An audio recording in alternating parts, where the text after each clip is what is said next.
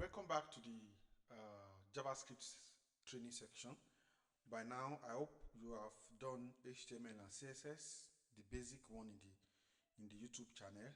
Okay, so if you have not done that, before you proceed with this video, please, I will encourage you to go and watch the HTML and CSS class YouTube video. It's also in this Citadel channel, and also there's an additional video on Git to help you with Git version control.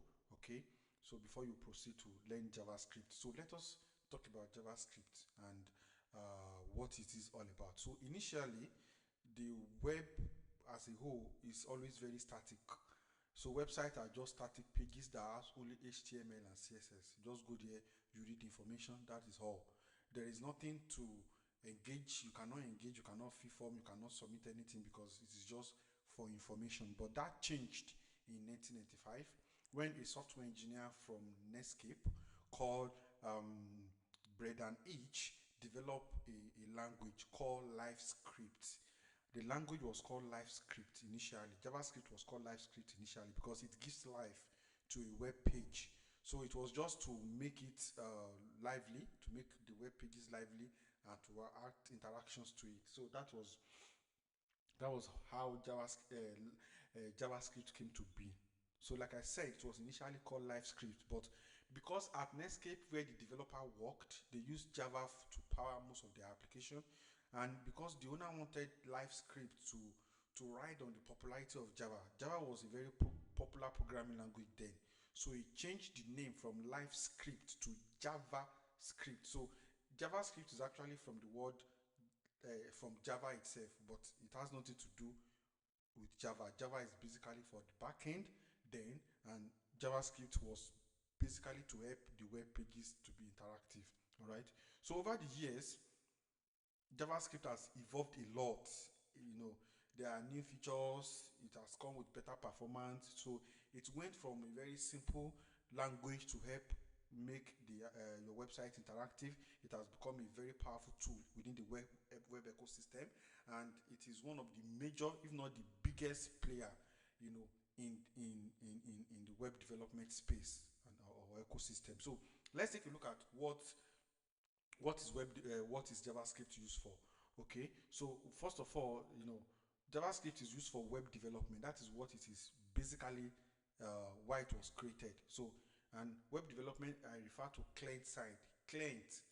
So things that have to do with the web browser, that's a client side where client users interact with your application, the front end.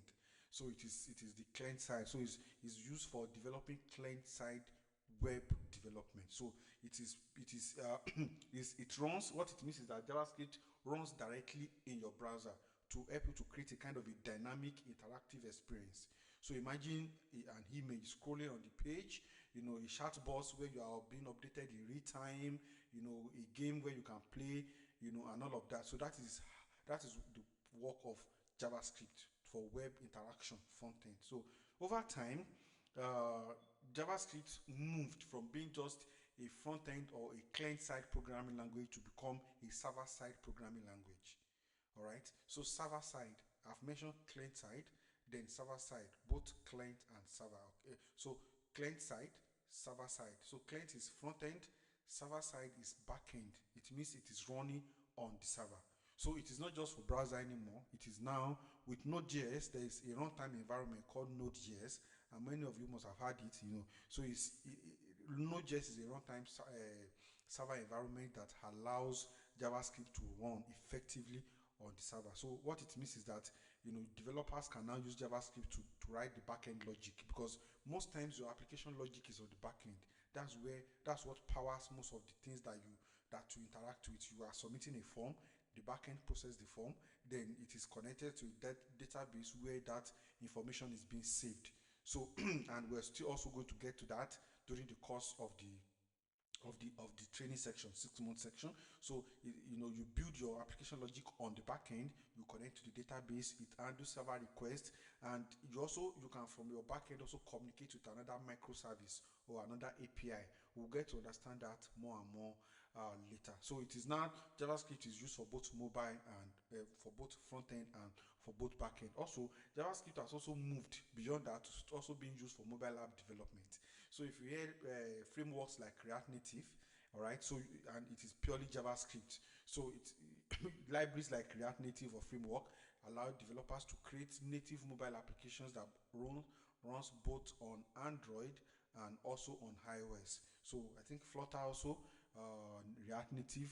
So it's so you can now use JavaScript to also build mobile applications. So before it is purely for web application, then it moved to backend, then it is now for mobile applications. So you can also use JavaScript. So what it means is that at the end of this training, you can decide to focus on being a front-end engineer or a back-end engineer or a mobile app engineer because you've learned the basic of JavaScript.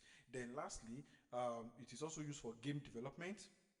So you can use JavaScript to build games, interactive games, all right? So, and it is becoming more and more popular to create things like 2D games, animations, and etc., which can easily run easily on the web browser as well. All right. Then lastly, another application of JavaScript is for Internet of Things.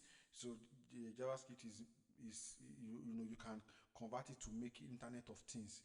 So building microservices, small devices and sensors. So you can now use JavaScript for that. So it's one of the possibilities. You can now use JavaScript to write even data applications. You can use JavaScript a lot, even in machine learning. So the progress is always there. It's always coming. So that is the kind of introduction to what JavaScript is and the history. So why is JavaScript very, very important? Why a developer and why I used to encourage people to learn JavaScript is because one, it is part of the web ecosystem. Anywhere you go to in the world, there is always a requirement for a JavaScript developer, either as a front-end engineer or as a back-end engineer. All right, so it is very key. Then JavaScript has a very huge ecosystem. You know, there are a lot of JavaScript frameworks from React to Next.js to AngularJS to Vue.js to Svet. You know, so there is a lot of large ecosystem that support JavaScript. So if you are looking for a job, you know, the company you might be looking for a job might be using Vue.js or Next.js or React.js. So if you have mastered JavaScript, you already mastered that.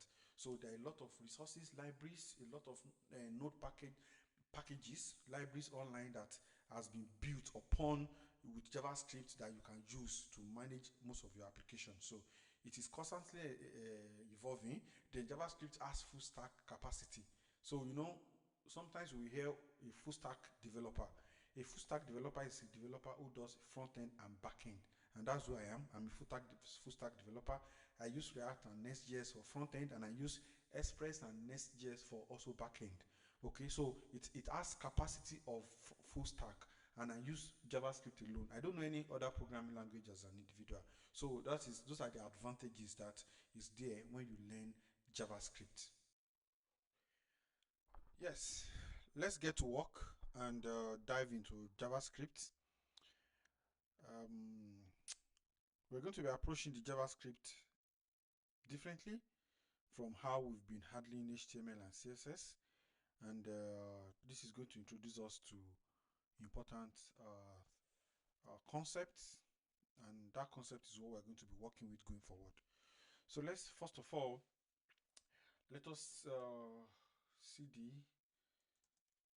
dot move one step back in the directory. So I'm now in my desktop, so I want to look at LX. What's inside LX web bank clear git tutor nest. Okay, so I'm going to create a folder, make directory mkdir, and I'm going to name it JavaScript. Okay, so that's going to be the name of the folder that's created. So I'm going to cd into JavaScript that I just created, JavaScript, enter. Yeah, that's good. So here I can now so I'm in my JavaScript directory. I want the CS code, VS code to open directly into the JavaScript folder, because here in this folder I'm still in git tutor, so I want it to open directly here. So I'm going to write code dot, I'm saying open the VS code in the JavaScript directory, enter. So automatically it's going to open a new section for me that has all of that information, and this is JavaScript here. Okay, going to open a new section, JavaScript. So as you can see it here, so I'm going to bring up the terminal again, new terminal, because we're going to be working within this terminal, and I'm going to increase command plus to increase the size.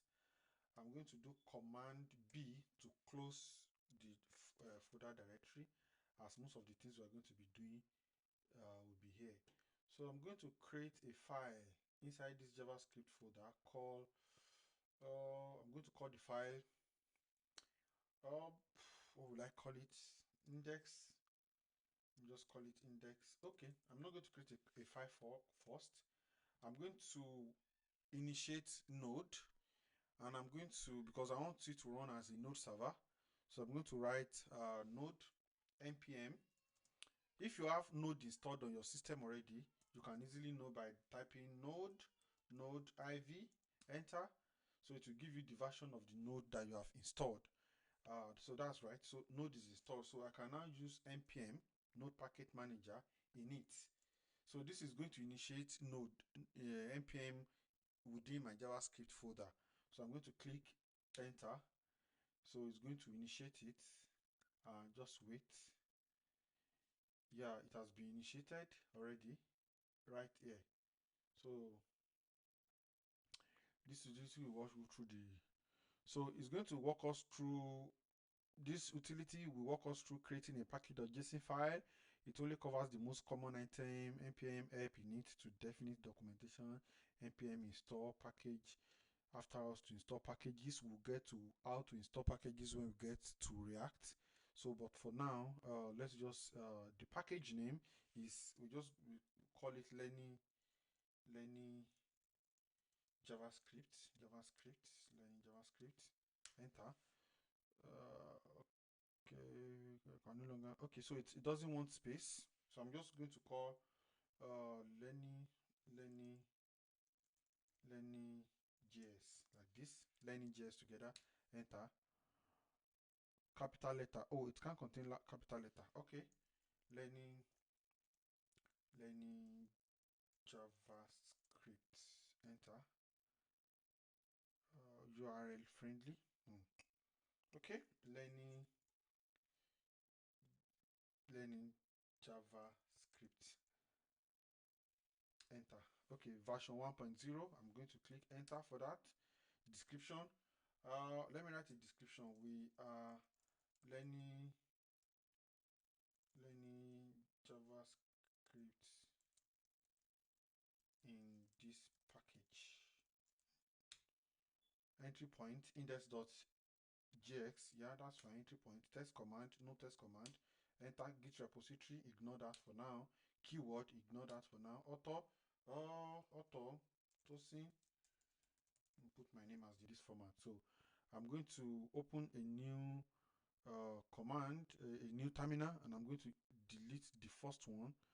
I'm going to come to the first one and simply delete that to take it off. So I open a new terminal. So let's open the package.json file. So this is it, learning JavaScript. I can now edit the the name here as I wanted, JavaScript. Okay, it's throwing error. That's the error. Does not match.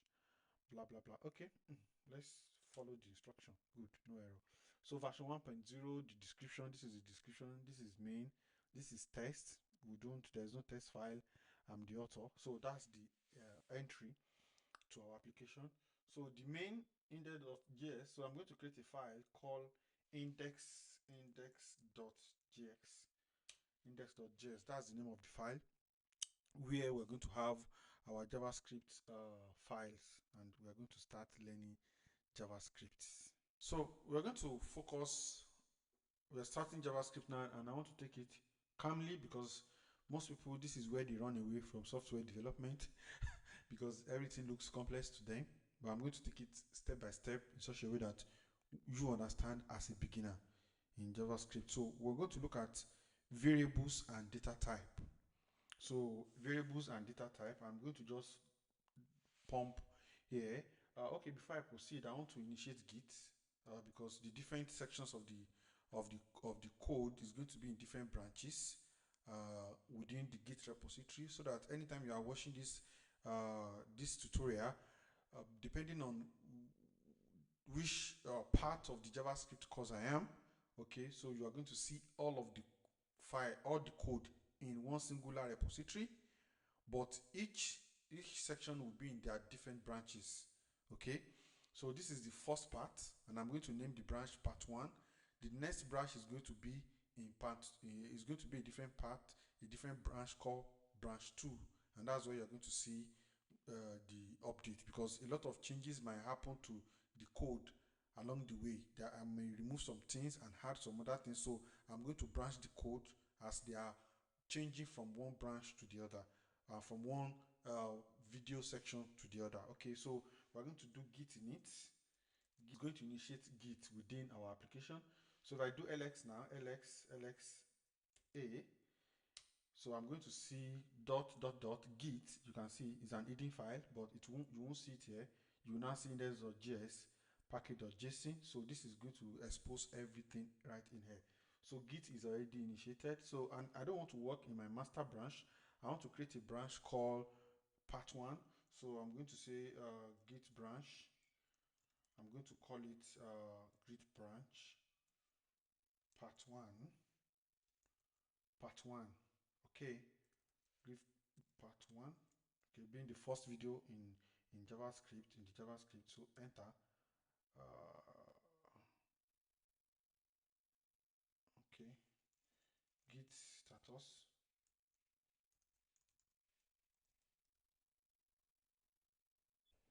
So I ran into an error strangely, and that's the first time I'm going to be running through the error, and I want to share that error with you. And as a software engineer, you will continue to run through to new errors throughout your career, something you've not seen before. Okay, so initially you observe just a seconds ago I was trying to create a branch directly the moment I did git init. So I did git branch part 1, which is supposed to actually create a new branch called part 1 for me, so that I can put all the recordings in that part 1 video in the part 1 branch. Okay, so it says not a valid object name master. So I did try to do git branch list. That's to list of all the branches. There was no response, as you can see. All right, there was no response. So I did git checkout master, because here you initially it was master that is here. It was not main, it was master. So I did git checkout master. It said parsec master did not match any file. Okay, so I now did git branch m master main. Okay, so master main. So what this is doing is that it is renaming the branch from master to main. All right, so that was successfully run. That's why it is green here. Okay, the command ran. But when I now did git branch part 1 again, to create a new branch called part 1, it says fatter not valid object main. It's still repeating the same error. Now it is now main, no longer master. So what I did was to commit my change, because there is a change in the file directory that I have not yet committed. So I did git commit, first commit, but it's still through an error that I need to add the index.json and package.json into the staging to stage those files before I'm able to commit. So I now did git add. All right, and most of you must have learned this during the course of the git tutorial. If you've not watched the git tutorial, please go back to the channel and go and look for the mastering git tutorial. It's there. So then you now do git commits, first commit, then that went successfully. I was able to commit, then I was now able to create the branch after committing it. Git branch part 1.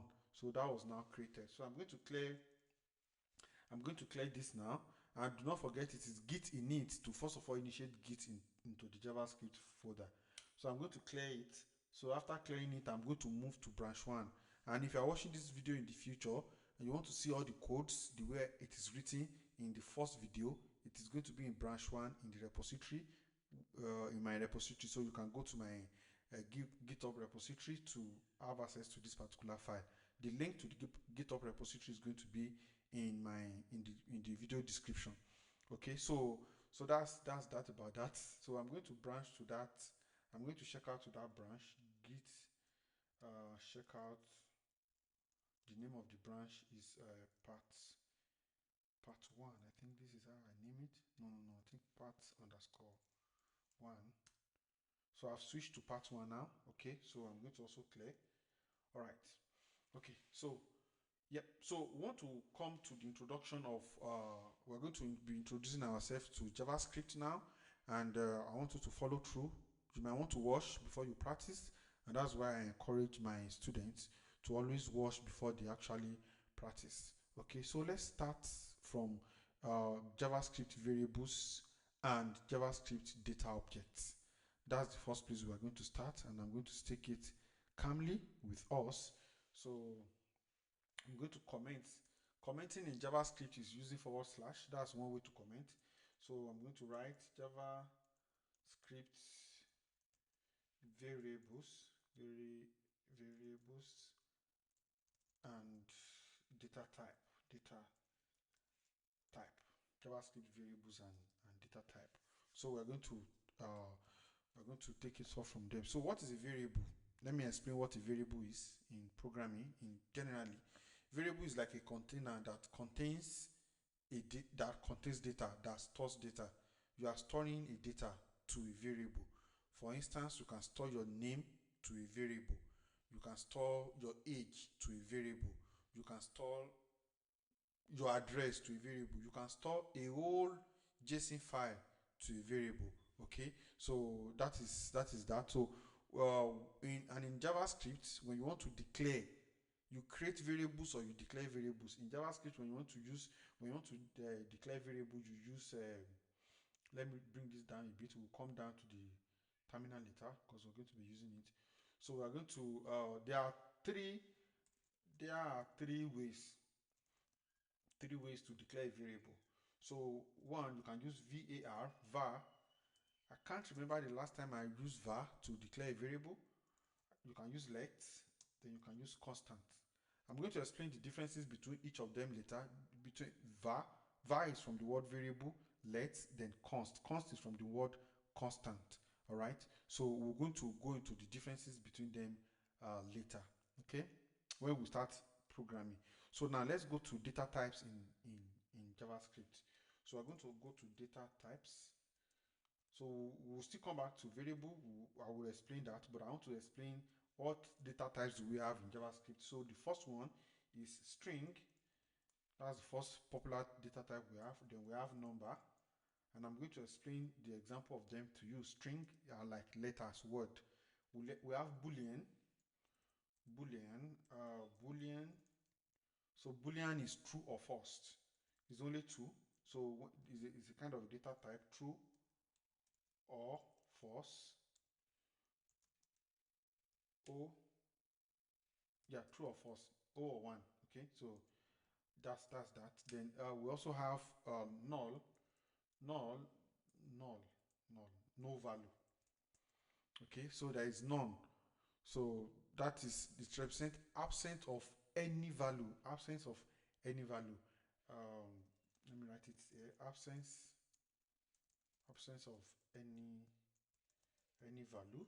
Then string, like I said, like when you are typing sentences, your name, words or sentences. So test data.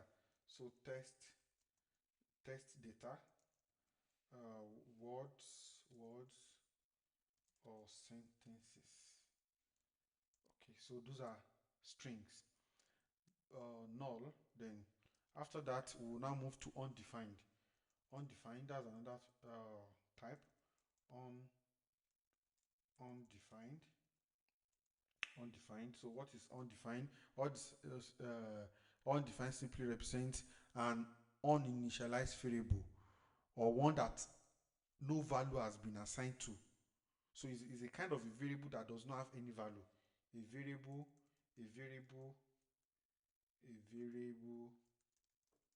without any value. That one will also be explained later. All right. Then so there's another one called symbol. I've not used that one before. It's kind of a new data type, for unique identifiers, to identify something uniquely. Unique identifier. identifier. All right. Then there is JSON identifier. JSON is also a data type. It is called JavaScript object notation. JavaScript object notation. There is also objects. Object is also a type of data type. Object has properties and methods. So we'll get to that later. Then we also have array. Okay, then we'll deal with all of that. Array is a group of variables put together in an array in a list. So that's what that means. So those are I added these three myself. I mean, I just think they are also data types because you create different variables and those are the types. So let's now move into it. So let's start coding now and look at the different data types and how we declare a variable. Okay, I'm going to be using let. This let in declaring my variable. Okay, I'm going to explain var later. Then with time we'll start using constant, and I'm going to explain the differences between the three of them. Okay, so I'm going to say let. I want to declare a variable. Let name. The name of the variable is name. The value is I'm going to give it a value, which is going to be John Doe. Okay, so that's how to declare a variable, and that is an example of a string.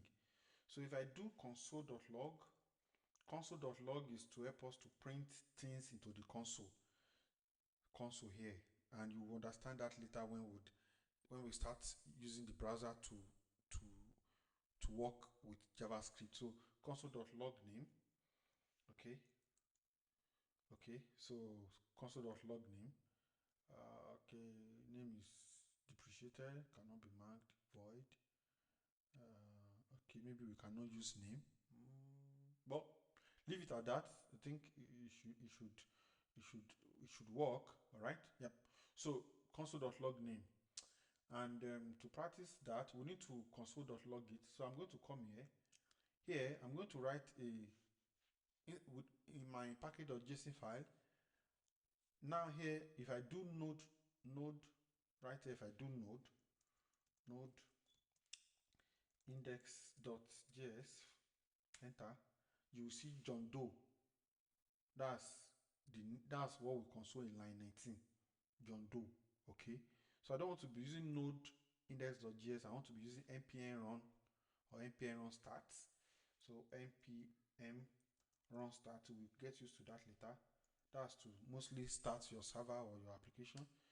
It will throw an error. Okay, so but that's fine. We're going to come to our package.json file, and we're going to add a start into our script. I'm going to call it start. Okay, then what would happen? It will run node index.js. All right, so if I come back here and I write npm run start and click enter, good. So learning JavaScript at 1.0 start, node index. So this is a John Doe. So that's exactly the console.log that we have here. Okay, so I want to check type of name. What's the type of this particular variable, type of. So if I do console.log type of, okay, and I come up here and I run npm run start again and I click enter, you will see it's saying the type of this variable is a string. All right, and remember initially we said string is text data, words and sentences. Text data, words and sentences. So this is a word, and that is why it is saying that it is a string. Okay, so I'm going to do another one. Let age equals to 20, because this is a number or an integer. Anything you put inside double quote like this or single quote is automatically a string. Anything you put, even if it is a number, and we are going to test that now. So if I do console.log, console.log age for instance now, if I do console.log age for instance now, so console.log age, let me clear this and run npm run start. So as you can see, console.log age is 20. So it's exactly logging the value of age. Now if I do type of age, type of age, okay, and run the code again, npm run start, you will see that it is going to be string and number. So the data type of age is actually a number. Data type of name, which is John Doe, is actually a string. Okay. Now, if I now create another age, equals to, I put this in double quotes, 20, or even if it is single quote, it's the same thing, and I type console.log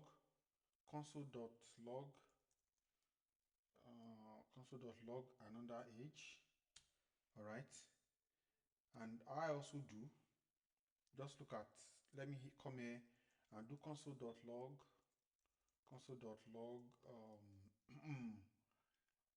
age as well.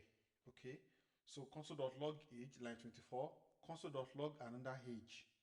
So let me comment out this and this console.log. Okay, it won't run those ones. So you will see that the console.log age and another age is going to be the same thing.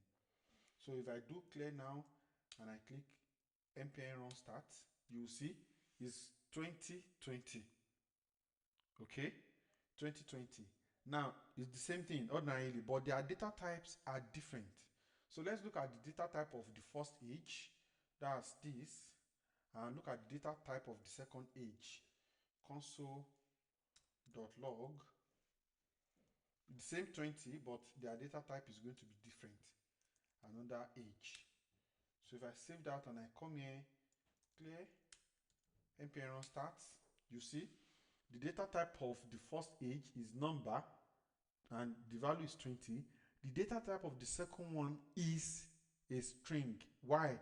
Though it is a number 20 from your own human eye, but the computer, the system is interpreting it as a string because it is inside this double quote. So any variable inside two double quotes, whether type or string, they are definitely going to be assumed as a string. Okay, and the system even knows, I think he brought it out just now. Yeah, let's another age is string, as you can see. Here, let another age is a number. You can see age is a number. So it is talking to us that that is the type. And by the time we start moving to TypeScript, it's from the word type, because we want to TypeScript our application. So those are that's the example of those two data types and how they differ from one to the other. Okay, so now let's do console.log. So let's do another let. Okay, is true, is number. Okay, we want to say is age a data type of number, the first age, so is number, so equals to true. So true, simple as that. So this type of data type is called Boolean. Okay, and is not number, is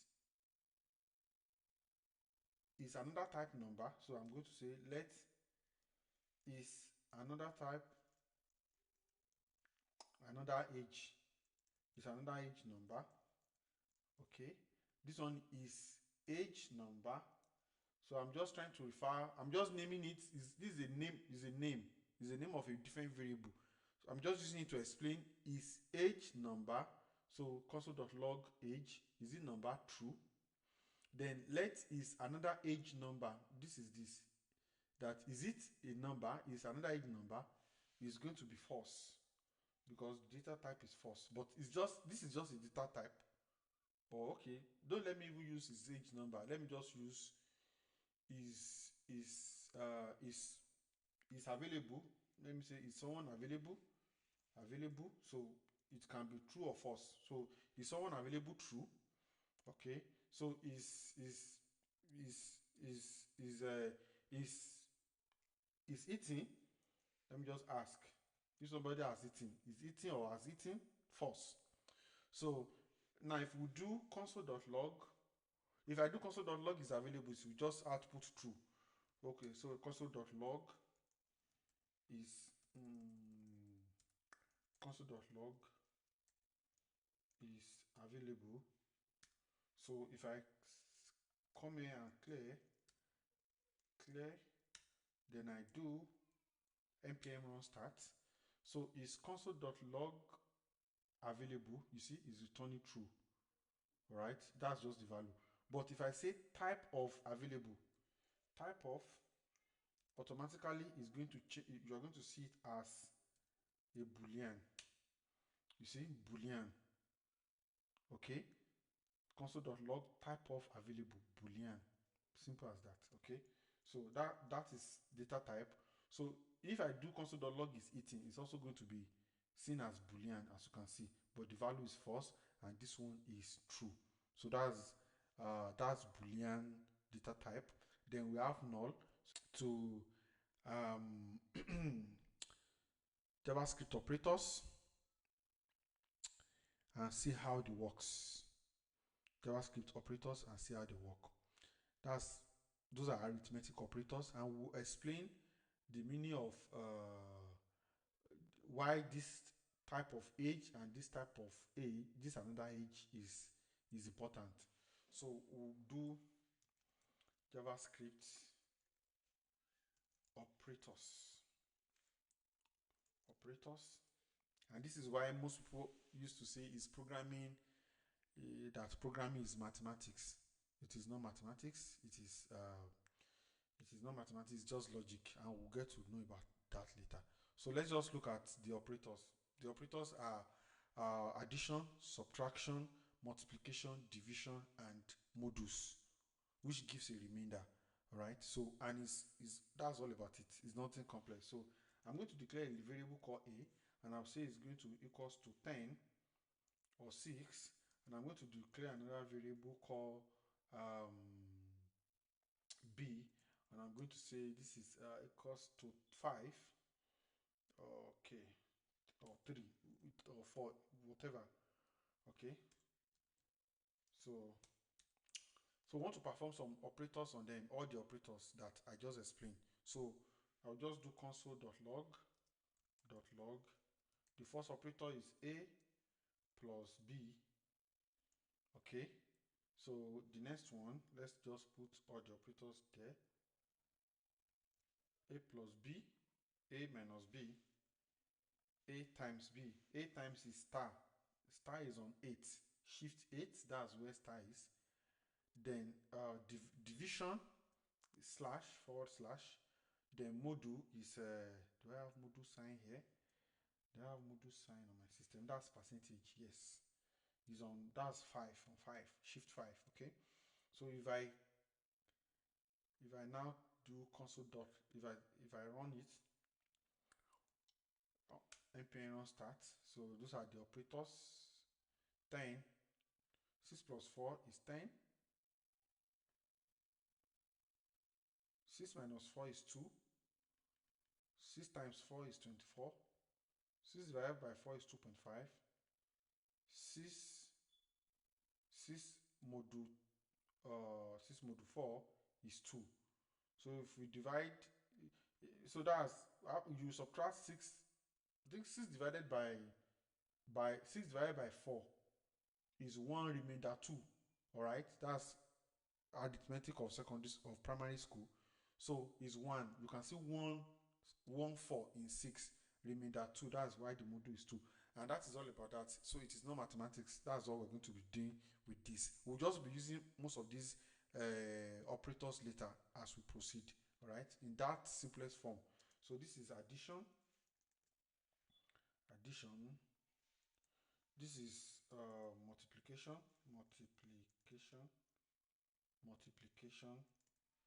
Okay, this is subtraction.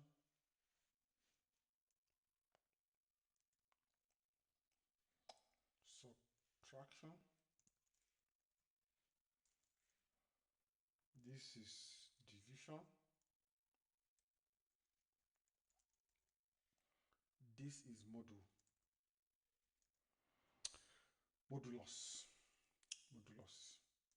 Okay, so it's as simple as that. Now, you can only perform arithmetic operations on data types that are numbers. Let me write it here. You can only perform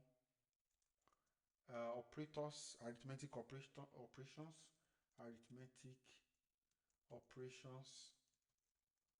on numbers, on data type which are numbers. Okay, so if I come here and do let age of Tosin equals to 25. Okay, let my house number equals 16 or 56. Now, because the data types are different, like I explained the other time, this is a number, this is a string. We cannot do console dot log age Tosin plus house number. We cannot do that. It is going to throw an error. So if I run this now and I'll come down here, clear, and I run this, npm start. Okay, it's supposed to actually throw error. If it has been JavaScript of those days, it's going to throw error. But this 2556, so what it did is it did a concatenation plus concatenation. That means joining. Concatenate. So it joined both of them, 255 and 556. It joined them side by side into a singular string, and it is going to be converted into string as it is. Okay, so if I do let combine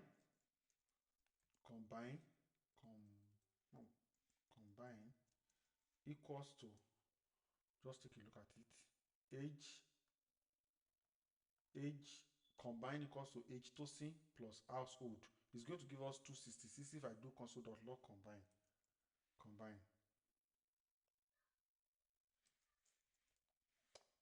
Okay, let me do clear and run that. So look at it, 2556. That's console.log combine. Now let me do console.log. Okay, type of combine. You will see now it's going to, because it has concatenated it, is going to combine it into a string. So that's 255 is going to be a string. So let me run this. So you can see string, type of as a string. So when you concatenate or when you use an operator on a variable of type number and type string, it's going to just join them together and convert it to a string. All right, so you can only do operators, arithmetic operators on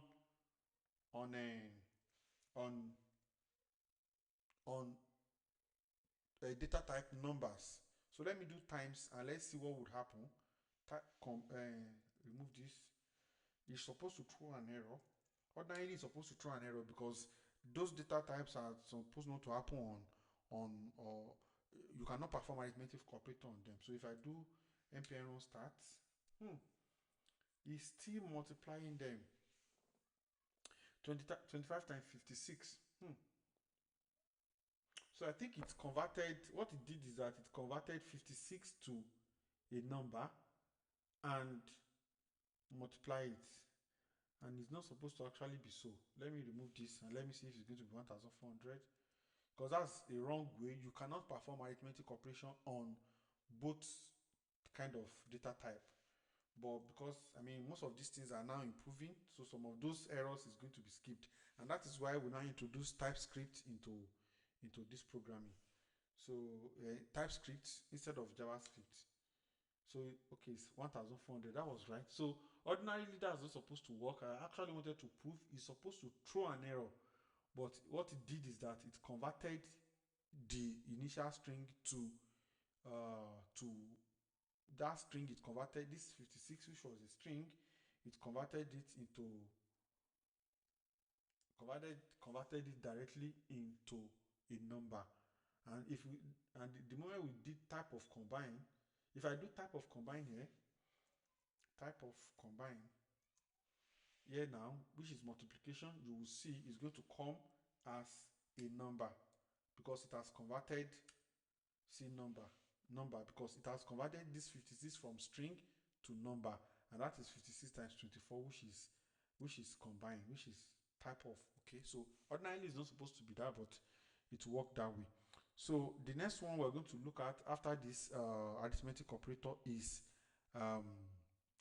assignment operators, to assign things. So and we've already even done it. This equals to is an assignment operator. So I'm assigning 25 to age 20. So that's an assignment operator.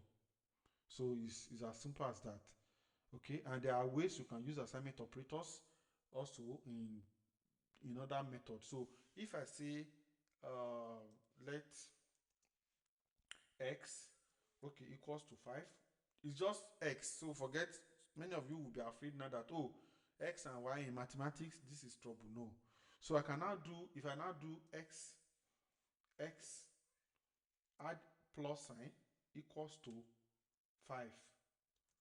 All right. So if I now do console.log, I type console.log, okay, x, who can guess what the answer will be? Initially x is set to 6. Here I now said x plus equals to 5. So we will get what the answers will be. So this is the answer now is going to be 11, because we are saying x equals to 6. So we are now saying this x now, add the value of initial x to 5. Add the value of initial x, add 5 to the value of initial x, which is 6, and it's going to give us 11. Okay, so if I clear this, as you can see now, 11, that's the value. So the same thing is if I do minus, if I use minus, that means subtract 5 from initial value of x, and I run the same command, we're going to have 1. 6 minus 1, 6 minus 5, which is 1. So that is how you can also use the assignment operators. That is equals to, so you put minus 5 minus equals to 5, so subtract 5 from the initial value. Okay, then we also have comparison operators to compare, like if a value is less than the other, and it always return a Boolean data type. So comparison operator, comparison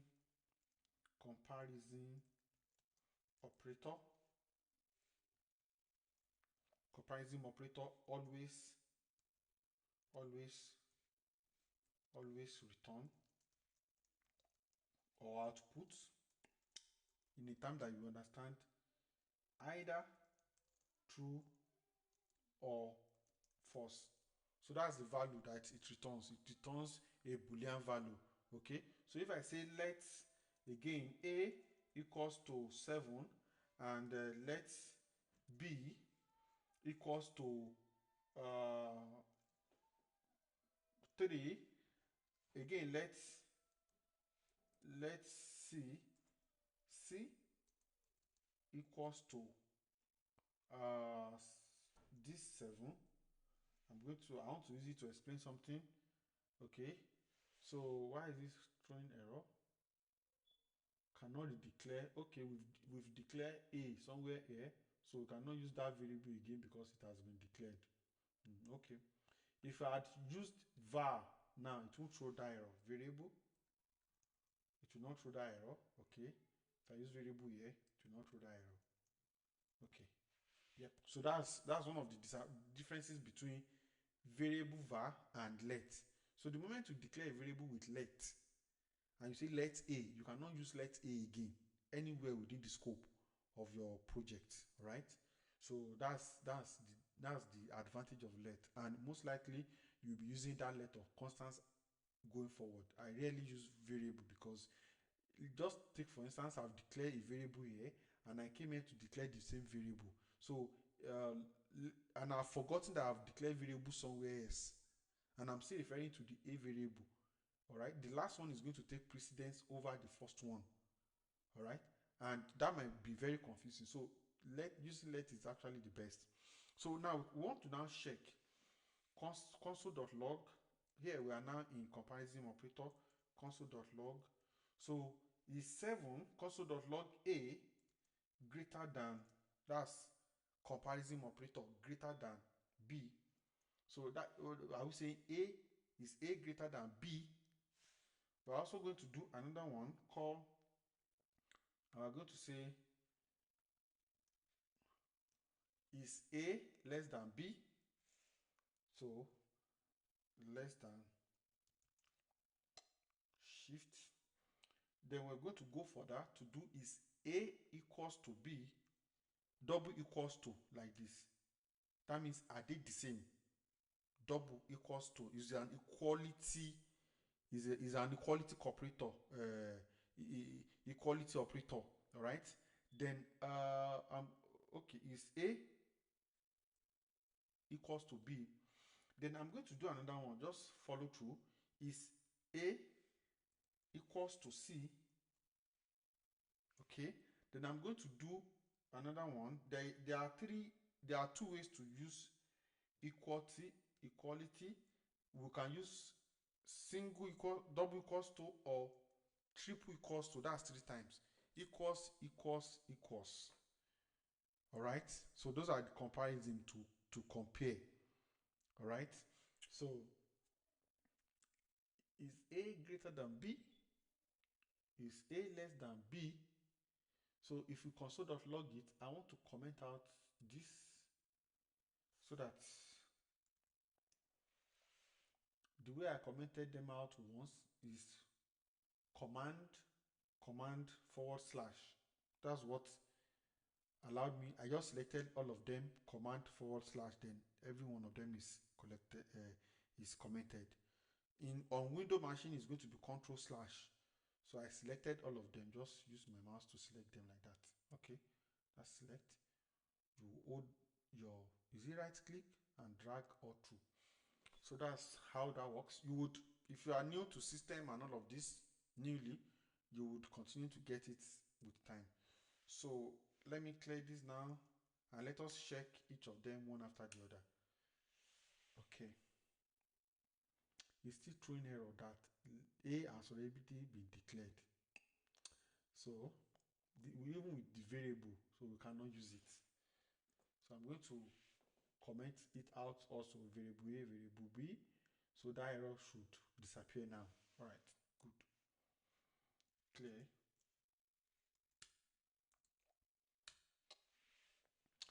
So from here, we still have Boolean. I just want to focus on line 73 to line 77. So I will also comment this out so that I have a clearer, comment this out. I will also comment this out, so that I can have a clearer console.log. Yeah, so this should be, this will leave us to only this. So clear. Okay, so console.log, I'm still having one. Console.log this. Okay. Okay. Because that's not supposed to be there. So yep. So let's now focus on this 73. Console.log. So I'm saying A is greater than B. He said true. A 7 is greater than 3, which is true. So it returned this. So I said A, which is 7, is less than B. That is not true. It's false. So I said A is equals to B. Is 7 equals to 3? False. That's not true. So I'm now saying is A exactly C? And this is A exactly C. So the difference between 76 and 77 around the comparison operator, the difference between them is that this one is going to only check for value. 7 and 7, they are the same. That's why it is true. But 7 and A and C, which is 7 and 7 in line 76, is the same by this double equals 2. And that's true. It's just checking the values 7 7. But when it is equal, when you use double equals 2, triple equals 2, let me type it, triple equals operator check for both value and value type, for variable and the data type, variable value or data value and the data type. Let me use that. Is the data value. Okay. Single equals to checks. Sorry, double equals operator check for only data value. You will use all this forever. So triple equals operator check for both data value and data type. If they are not the same, because the data value is the same, but the data type is not the same, because one of them is not the same, it's going to return false. Okay. Now, if I now do let D equals to, look at it, 3 now. I want to compare if they are the same. Okay. So I'm going to say console.log. You will see the difference now. Console.log. That's why I said the other time that when it is in double quote, whatever is inside, it becomes a string. So console.log B is exactly equals to D. All right. So if we do console.log now and click enter, it's going to return true. Why? Because the values are the same. Okay. Then the data type are the same. If I should also do console.log, okay. If I also do console.log equals to just double equals to, it is still going to return true because the value is also the same. This one is going to return true because the value and the data type is the same. But for A equals to C, because the value and the data type are not the same, it's going to return false. And that's why it returns false A. Okay, so just take your time to digest that. Don't rush. And it is just comparison operator. We are comparing if a value is equal to another value, if a value is greater than another value. All right. So then there's another one of not equals to. All right. So for instance, if I want to do is B not equals to D, for instance, not equals to, that's exclamation mark, then the double equals to. All right. I think, is this single or double? Let me check. Let me see. Clear. Let me see.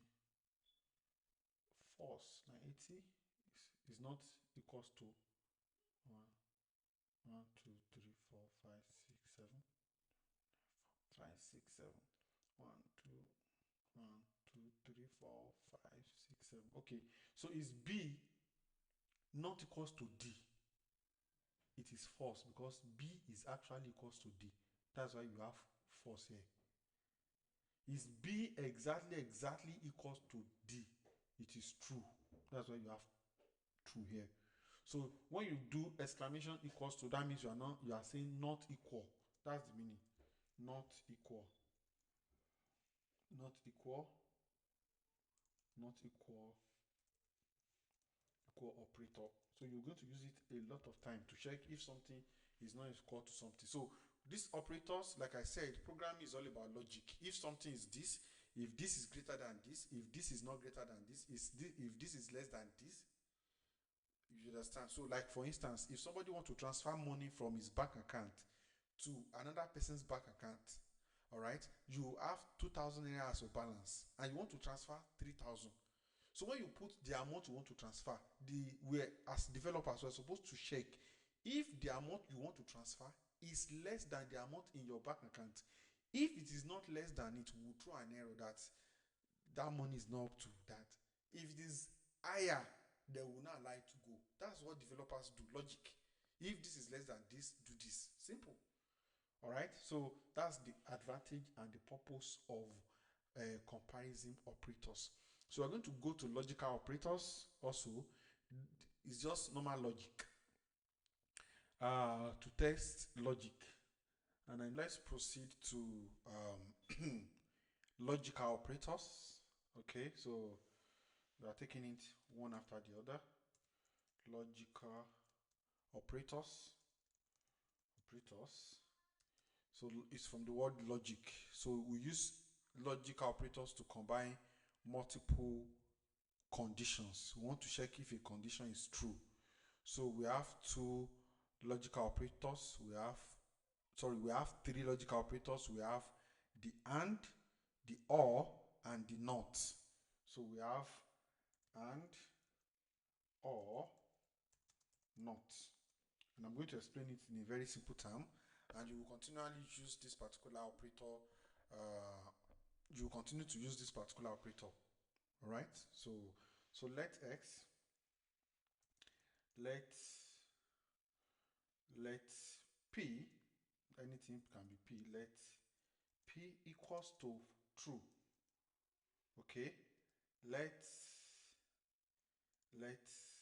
pq equals to false, then let pqr equals to false also, then let rs equals to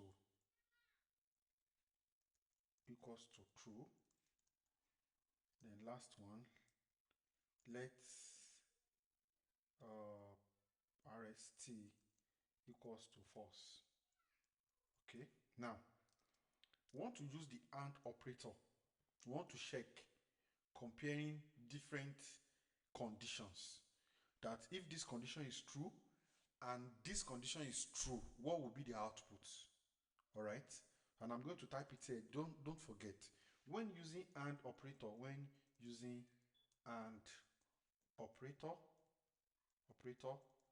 all conditions must be true to return true. So now let me explain that. It's very simple. So I'll just do console.log, don't worry, into, we want to check p, if p and q, we want to use p and is double, where is the and on 7, and that's double and. So console.log p and q. So we are asking that is if p is true and q is true, you must return, this one now will return. So let's look at it. Console.log p is true. Then when we use and, the moment one of it is false, the answer here is going to be false. So when using operator, all the conditions must be true for it to return true. In this case, q is false And because one of the condition is false, it is going to return false. But when you use or operators, if one condition is true, then it is going to return true, no matter what happens to the rest. So let's do console.log p, and so and is pipe. Where is my own pipe on this pipe? Okay, so that's pipe, two of them side by side, parallel lines. So or q, this one now is going to return true because one of it is true. So when you are using and, all the values must be true for it to return true. But if you are using or, you only need one of the value to be true to return true. Now let's do console.log.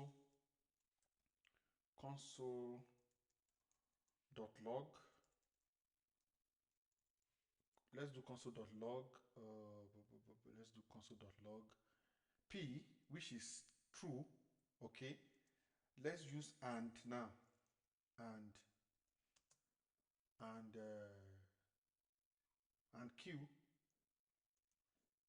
and again, and r, and again s. Whatever, the moment q is so p is true, the moment q is false, it doesn't matter what is the value of r and x. The moment one of them is false, here it was going to return false. Okay, now let us use and console.log into p, or let's use or operator, or s, or t. Okay, now because we are using or, the moment p is true, every other is going to be true, no matter what is the value of the remaining. So let's use r now. R, you know r is false and t is false. So this one is true, but these two, they are both false. You can see false, false. But the moment one of them is true and you are using or here, it doesn't really matter what is in the other conditions. It is going to return true. Put that in mind. We will use all of these tools. These are the basics. We'll use all of them when we get to more complex level of JavaScript. Okay, so but you have to put that in mind. Do not forget, you would use this all the rest of your life as a software engineer. Now let us do console.log. I will need to comment out all of this section, okay, so that we can test if I'm correct with false true, false true. Okay, so clear. Let's run it now. Okay, so the first one is false, the second one is true, the next one is false, the last one is true. Correct. So not minding whatever, if you are using or, all you need to return true is for one of them to be true, as long as it is or. But if it is and, even if all others are true, so now how many true do we have? There is p is true, s is true. So p and s, so let's remove. So in this case now, it is going to still be false because q is false, not minding that p is true and s is true. But the moment one of them is false, it is going to be false. So that's the difference between and that's the difference between and or operators, logical operators.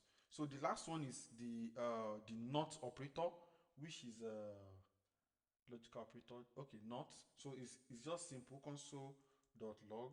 So we are saying that if it is not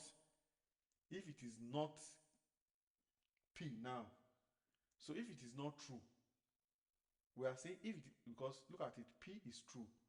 We are saying if it is not true, if p is not true, what will be the value? Somebody should guess. I think this is going to be false because p is true. This is saying not true. Is p not true? No, p is true. So it's going to return false. Okay, now if we do console.log, console.log, and we say not, let's look for another one. Which one is false there? Not false, which is R. So if you say not R, which is not false, okay, we will say if it is not false, this is going to return.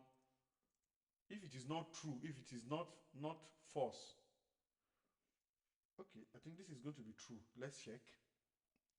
I hope I'm right. It's confusing already, but we can check. So yeah, it's true, exactly. So the first one is false. We are saying false. If we are saying if P is not true, and since P is true, as you can see from the screen, since P is true, it's going to tell you false because P is true. So it's that logic not true is false because P is true.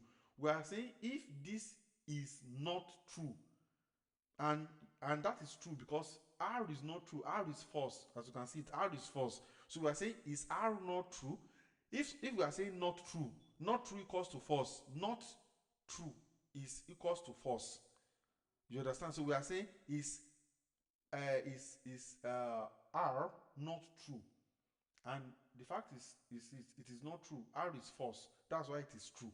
Okay, so it can be confusing, but just take it like that and just calm it. All right. So here is, let me explain this one for that by saying this is saying is P not true.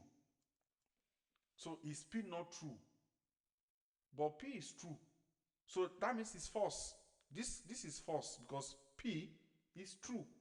So this one you say is R is R not true? It's still the same thing. Yes, R is not true. So that's going to be true. Because why? Because R is false. because because because R is false. I hope you understand that. So this one is false. You say is P not true? It's going to be no, which is false. No, which is false. Because why is it false? Because P is true. So it's as simple as that. So that's not. I know it's going to be confusing. You would understand this much better later as we progress. So you don't need to cram it. You don't need to memorize it. You just need to have that understanding. When you keep using them, when you keep using those operators, you keep understanding them the more. So you don't cram. Programming is not cramming. Don't cram it. Just you in programming you just know. You know how it works. That's all. You don't cram how it works. You don't put it in your head. So now from here we'll now move to conditional statement. We are getting closer. Conditional statement. Conditional statements. And this is where we use if conditions. So it is used to execute different block of codes depending on some certain conditions. So if this is this, do this. If this is this, do that. So so we have if, we have else if, we have switch. Those are the conditional statements that are very common. So we have if, we have else if, then we have switch. This switch, I rarely use it, but I use it once in a while, and I know what it does. Okay, but I rarely use it. Most times it's always else if. And recently there's something we call iterary operator, which I'm going to introduce later because that one can confuse you. Till now, it still confuses me, but I know what I want to do and I find my way around it. Okay, so let's look at conditional statement. So we're going to start with let let I'm going to use age. I hope it's not going to throw error. It's throwing error already because we've used age somewhere. Okay, let's use what am I going to use again? Age x. Age x, yeah. Let's use age x. So let age x be 20 or 50. So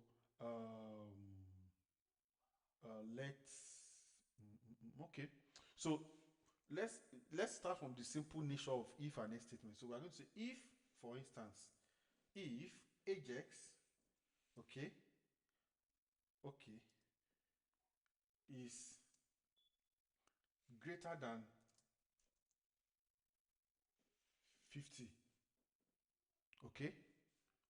Now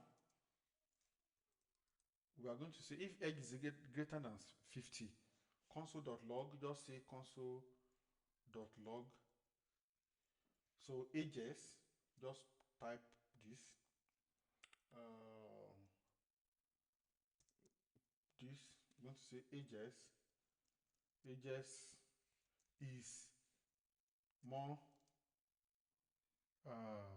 okay, let's put, I want to change it to, okay, 50, okay. So 50, so I'm going to, if ages is greater than 18, all right, so somebody pass us his age and we built a website to make sure that it is only people who are 18 years old that can sign up on that website, okay. So that's why, so we are now checking if the age you input, which is 50, is greater than 18.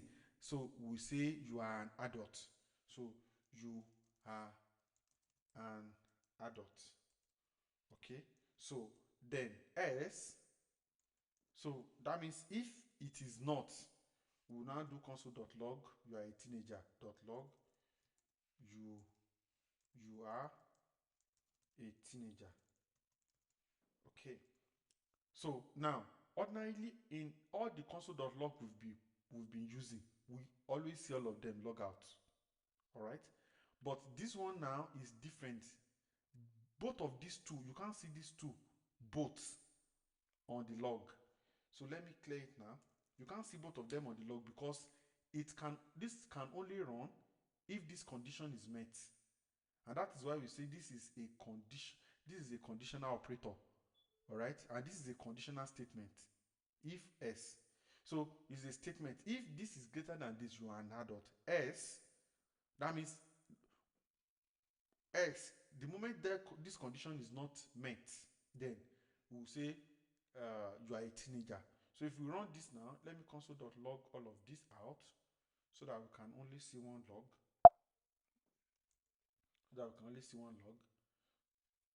This way we can only see one log. Okay, so only see one log. Okay, so so npm run start. You can see now you are an adult. You will observe that this did not come up. This is because the moment this condition is met, this old one is ignored. The code does not run. This one does not run because this condition is already met. But if we now put this one as 17, for instance, or 12, and we should run the code again, run start. In this case, you are a teenager. So that's conditional statement. It helps us to do logic. All right. So that is how it is. All right. So then we want to add additional condition to say else if again we want to check. We want to know if you are a child. Okay. So else will now put if. Anytime you have an if, now this is going to throw error because we need a condition. Anytime we have if, we need a condition. Else if it is still running. So else if age, okay, if age, that age is less than 18, which is true. So if age is less than 18 now, the answer is still going to be you are a teenager, because that's another condition. The output is going to still be so clear. Let's take a look at it. In this case, okay, now nothing runs because both conditions are not met. So we say is age greater than 18, console.log, you are an adult. Else, if age is less than 18, Yeah, it's supposed to console.log or line 19. Because age is less agex, sorry. You see, that's there. I'm referring to an age up here. Age 20. That's what I'm referring to here. So that's why it's not less than 18, it's 20. So it didn't run. So it's supposed to be ages. It is almost confusing me now. So it's agex, not age. Good. So that's how to know your errors. That is good to always see those errors so that you can know. So also check, make sure. So you are a teenager. It's the same thing. You are a teenager. If I had removed this if else, it will still say you are a teenager because ages is not greater than 18. But I put it here because I want to add a condition and say and that's another condition. And agex is agex is greater than greater or equals to greater or equals to, I didn't mention greater or equals to, but it's also there. Greater than, greater or equals to, less or equals to. It's also all conditions, to all comparison. They are all comparison operators. So it's age greater or equals to 13. So we say you are an you are an you you you you are a teenager, because if more than 13 you are a teenager. If it's less than 18 you are a teenager. S, which is going to be the last condition now. All right, in this case we're going to say S. So if your age does not fall to any of those, so console.log you are a child, log log you are a child. Okay, so if I clear this now and run it, the answer is going to be you are a child. Why? Because age, we've now added an additional condition. The other time when we did not add it, we did not check, we did not give boundary since it's less than 18. So if it is even 0, if this one is not there, if it is even 0, it will still be you are a child because it's less than 18. 12 is less than 18. But here we say if age is less than 18, the if is only testing for a true value. And don't forget this and operator. It must be sure that this value is true and this value is true to make sure this runs. So if ages is less than 18, is 12 less than 18? Yes. All right. Is ages greater or equals to 13? No. That's false. And because one of them is false, this is not going to run. All of this will return as false. This is false. Age is not greater. Is age greater than 18? False. This will not run. Is it less than 18? True. But I now use and operator. And is it greater than 13? False. So because one of them is false, this will not run. And that's why the only condition left is the last one, which is you are a child. That's what is there. Now, if we change this to or, now look at what would happen. Or, the moment one of them is true, which is age less than 18, you are a teenager, will run. And it will not get to this point. So if I come here and do npm run start, you see, you are a teenager. As much as age is not greater than 13, all right? But since one of them is already true, this one no longer matter. Even this is false, it no longer matter. It is going to return this value.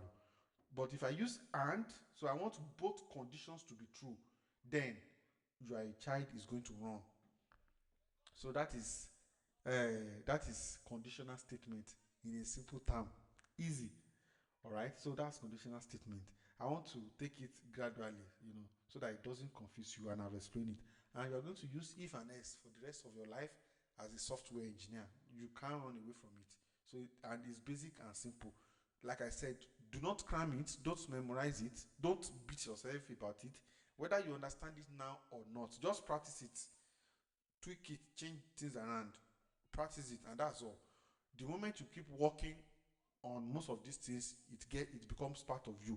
Programming is not cramming, is not memorizing, is simply doing. All right. So we'll now go to switch statement. That one is a bit longer. Switch statement. So by the time we get to functions, which is going to be probably next video, so that I don't overwhelm you with this particular video, you are going to see the functionalities of switch. Okay, so switch. So let's um, so we'll go through. So a switch statement can be a kind of a more cleaner method to use if or else statement, but for me, I understand even if or else statement better than switch statement. So it is whatever works for you. Another advantage of switch statement over if else is that you can use you can use switch statement to check to check for multiple conditions, multiple values. All right, so but if if or else if it could be confusing, but switch, you are just switching. So let's say let um let day equals to 3, day 3, and let's say let day name, let's just create that and not give it a value. So we are now going to switch day between the day name. So we're going to look for a statement, and we are going to pass it to switch. So we are going to say switch day, switch between day, switch day. So, and this is going to be switch day. Can you see switch day? So case day is, this is it, we are switching, we want to check through day. So if day is 1, then day name is going to be uh, is going to be Monday. Okay, so case in case day is 1, the value of this day, in case it is 1, then we say day name, we set a value for day name equals to Monday. Okay, now when you declare a variable like this, let day, and you don't pass a value, the reason why you don't pass a value is that you want to there are a lot of conditions that will determine what the value of this variable is going to be eventually. If I said let's day equals to Monday, I won't be able to switch the value of day any longer because the value has been set. Okay, so so that's that. Then I will click enter, then I will put column. Look at it, this is semicolon, this is column, case 1 column, then day name Monday semicolon, then after that break. So if it means that if this condition is met, if day is 1, then it won't run the code any longer, it will break here. But if it is not, it will continue. That's else if. So case is 2. If the case is 2, would the same method, case 2. Okay, we'll say day name equals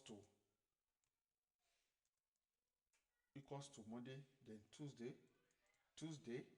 All right, so then after that semicolon, we'll break if that condition is met, break. But if not, we will continue. Case it is 3. Okay, so we're going to say case is 3, no, case is 3, then day name is going to be Monday, Tuesday, Wednesday. Okay, so and like that until the last day. Then if the last, let me just day name 3, let me just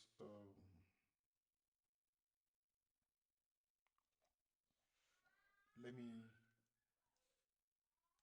okay, so case is 4, then it's going to be Thursday. Thursday. Okay, then case also, let's create more. Case 5, Thursday, Friday. Friday. Okay, case 6, Friday, Saturday, Saturday. Okay, case 5, 6, 7. Okay, case is 7, Saturday, Sunday. Okay, all right. So now we can only have 7 days in a week.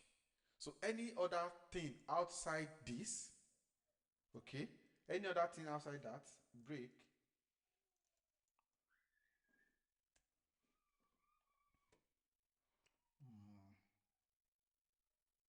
Okay, so we don't have pretty assets. So break.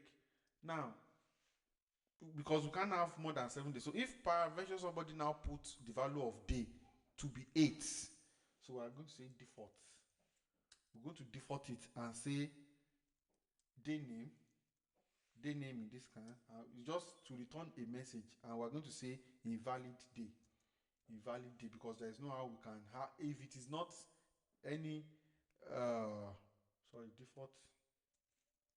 So if it is not any of 1 to 7, then that's going to be a problem. So I'm going to say invalid, that's going to be invalid day. Okay, so here now, after this, what I'm going to do is going to do console.log daytime, day name. I want to get day name based on the value of this switching that we are doing. So let me comment this section out. Okay, let me comment this section out. So let's take a look at the switch statement again. So we set the value of day to 3, and we're now switching the values of a, that if the value of a is 1, let it be Monday.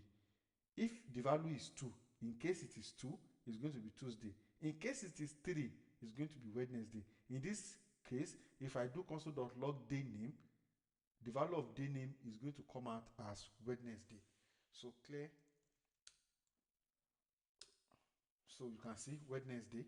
So if I come back up here and change this date to 6, and I do the same console.log again, you see it's Saturday, because that's the 6th day.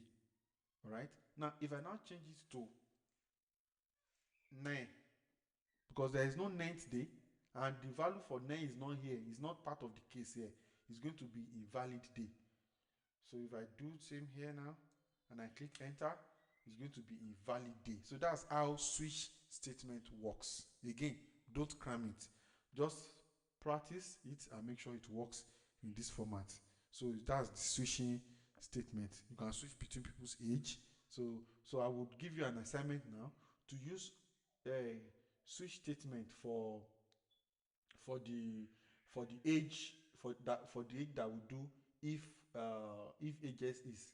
So use switch statement for age, set the age to 12, and check if age is switch, if age is 18, say it is an adult. If it is not, if it is something else, say it is a teenager. So maybe if it is 12, then that means it's a teenager.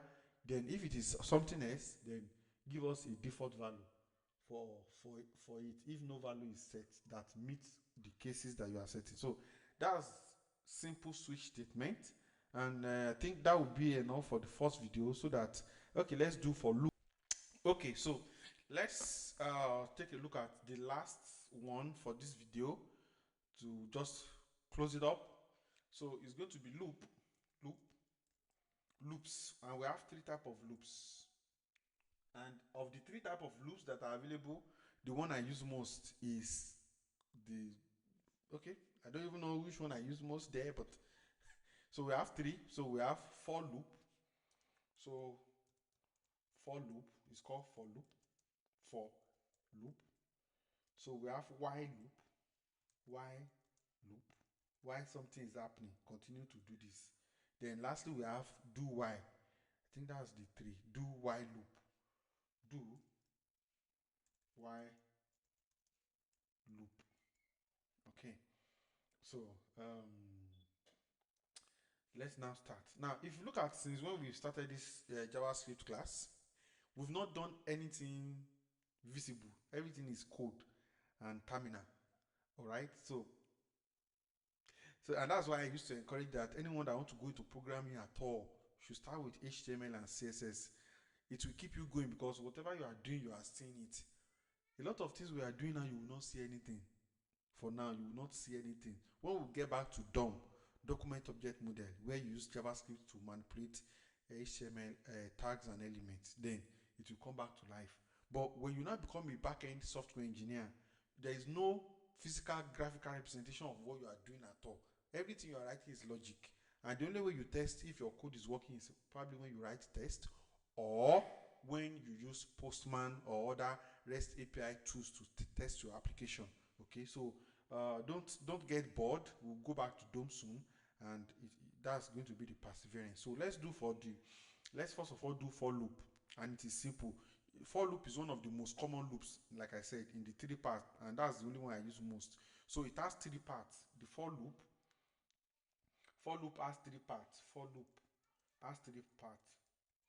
So we have initiation. You initiate it, all right. Then you now give it a condition. If what you have initiated does not meet that condition, then you do an increment or a decrement. Okay, you will understand as we go. There are three parts. So I'm going to say for. That's how to use for loop. For let I, okay, equals to 0, semicolon. Okay, then as the condition is I less than 6. So if I is less than 6, then what do you do? As long as I is less than 6, increase I. That's the condition. I plus plus. So that's the condition. So for let I less than 0. So as much as I is less than equals to 0, first of all, that's the first value of I, initiation. We will now loop through it. We are now going to say next, if I is less than 6, in the first instance, I is not less than 6. All right? Then we increase I by 1. That is increment plus plus. That's I dot plus plus. So you are increasing it. That's incrementation or decrementation. If it is minus minus, that's decrement. So if I is less than 0, is equals to, let I equals to be 0. As much as I is less than 6, increase I. So I'll just do console.log I now. Console.log I, log I. So I. So now let us take a look at it. Let me console.log this out. And let's look at this loop. You will see how this is going to be written 1, 2, 3, 4, 5, 5. Then it will stop. So let me clear this and run this npm run start. As you can see, so for let I equals to 0, I less than 6, that's the first condition. Is I less than 6? No. So increase I, then console.log I. So it will console.log I in the first instance. Then the next time it is looping through, I has changed. The second time it is coming, I is no longer 0. I is now 1. I has changed to 1. All right. So is going to say is 1 less than 6? No. So 1 plus 1 because it's increment of 1. 1 plus 1 is now 2. So console.log is now 2. All right. So the next time is, now that it is 2, is I less than 6? Is 2 less than 6? No. Increase it by 1, then it becomes 3. Okay. So is I less than, now I is now 3. Is I less than 6? No, it's not less than 6. Then you console.log it to be 3. Then you increase it by 1, it becomes 4. Like that and like that. Now, the last time is I, so the last time is I, when it is 5, is I less than 6? That's yes. Now you now say 5 plus 1 is 6. Then the moment 5 plus 1 is 6, then the code stop running. So that's why the last one is 5. If I increase this to 7 now, it will print 6. It will print up to 6. You see it? 0, 1, 2, 3, 4, 5, 6. It's as simple as that. If I return it to 2, it will only print 1. Can you see 0.1? Because the third time that it is coming, I is already equals to 2 by that point. Because the moment I is 1, when the code, when it finished running, when it gets there, it increases it by 1, which makes it 2. And since I at that point is now is 2 and not less than 2, then it's going to be 1. But if you say less or equals to now, let's see what would happen. Clear? Less or equals to, it will print from 0 to 2. Because at that point, 0, 1, 2. Because the condition is it less? It is still less. But is it equals to 2? Yes, it's still equals to 2. But the next time it's coming is already 3. When you now add it, becomes 3. Is 3 less than 2? No. Is it equals to 2? No. So it's not less or equal to 2. But in this case, it's less or equal to 2. That's why the third one came out. So that is for loop.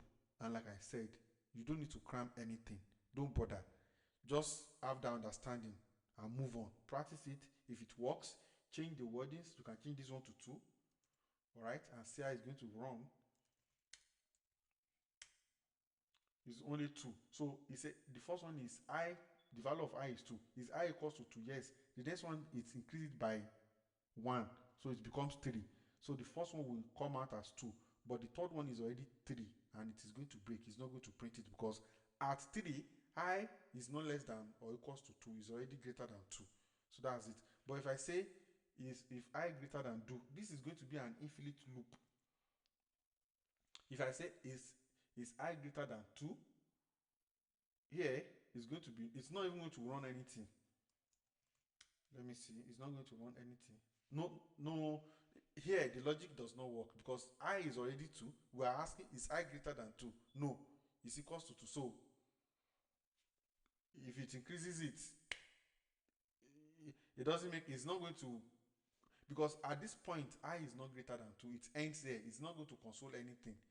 It's not going to console.log anything because this condition is not met.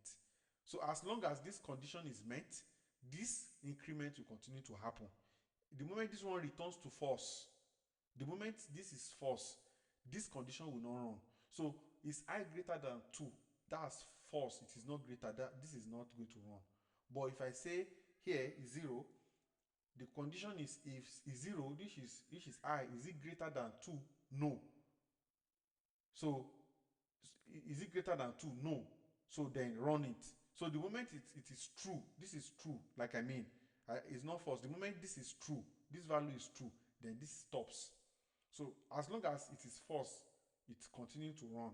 So is I greater than 2? No. So increase I. But if it is I less than 2, which is yes, then this is not going to run. So that condition, it returns true, then this is not going to run.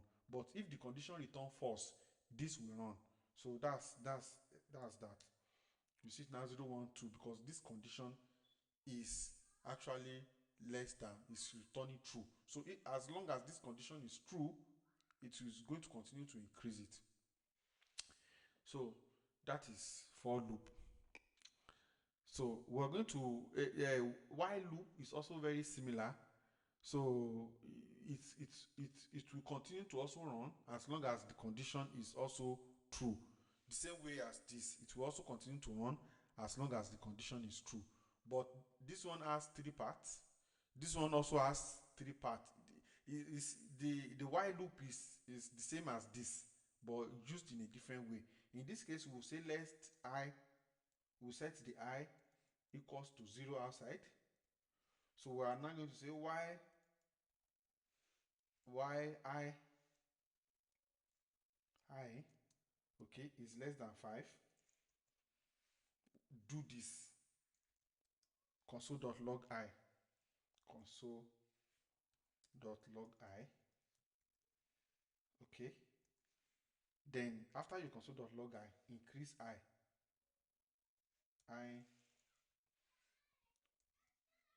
simple is the same as this. but splitted it. We brought this initiation, we initiated it outside. The condition is here, then the increment is here. So they're almost the same thing but used differently. Okay, so let me change this one to 0, 2. Let me change this one to 2. You will see that the console.log here is going to be the same console.log here. Okay, so you see 01, 01 is the same thing. It's going to have the same output. Oh, this is I plus plus, not 1 plus plus. I plus plus. So clear that through an error. So you can see 0101 is the same thing. So if this is 5 now, and I do this, you see the first one, this for this console.log 01, but the next one is 01 to 4, 0 to 4, because the loop keep going up. Why 1 is less than 5? The first time is not less than 5, so its console.log is 0, then it increases it by 1. 1 is 1 less than 5? No, it's not less than, since it is false, then it did not return true, since it is true. Yes, is 1 less than 5 true? Since it is true, then it will increase it. So until this returns false, that's when it is going to break. So the fifth one, which is 5 less than 5? No, 5 is 5. So since it has returned false, it will break the loop. So that's how while loop works. I hope you are not going to run away from this class with this. So please take your time to watch it. Like I said, don't cram it, just practice and move on. Don't cram anything about this program, just move on. The most important place is when we get to the place of logic, and every human being is logical. Everyone is logical. Like I keep telling people, if you have time, everything is convenient for you. Anybody can do coding. It mustn't have to do with age, or whether you are a math student or you didn't do science in your school. All of those things does not actually matter. All right, so let I equals to 0. So the do while is rarely being used, and I don't want to really confuse you to actually do while again, but you can Google it and see do while loop. How does it look like? But it's rarely used. I've never used it in my up to 10 years in career. So the most loop you will be using is for loop. This one, that's what you're going to be using most times. All of this is, you rarely use it. I can't remember the last time I used this while loop. I can't remember the last time I used it. So, but even for loop self, it's not that I don't commonly use it, but you could come across it. You might want to do an interview that someone is going to ask you. So that's going to be a wrap for us in this video. We've touched on variable, data type, operators, conditional statement, and loop. So those are the building blocks of JavaScript. Every other thing you're going to be learning, honestly, is built on what we've learned today. Everything you're going to be learning is built on it. So in the next video, we're going to take a deep dive. We're going to look into functions and scope. So thank you for watching, and please don't forget to subscribe, so that when I release new videos, you get notifications, and put your notification on as well. Then if you want to support what I'm doing, my buy me coffee link is in the description. Many of you, this is going to be the fourth time you are going to be hearing about this. Take time, $5, £2, just buy me a coffee to appreciate what I'm doing. Thank you everyone, and we'll move further in the next video. We have a community on WhatsApp of about 1,400 people. The link is also in the video. If you want to join our dev community, we are building it. We are going to build a big application after that, where developers can onboard, do a lot of things. So join us if you want to become a software engineer and you want to become part of that community. Thank you.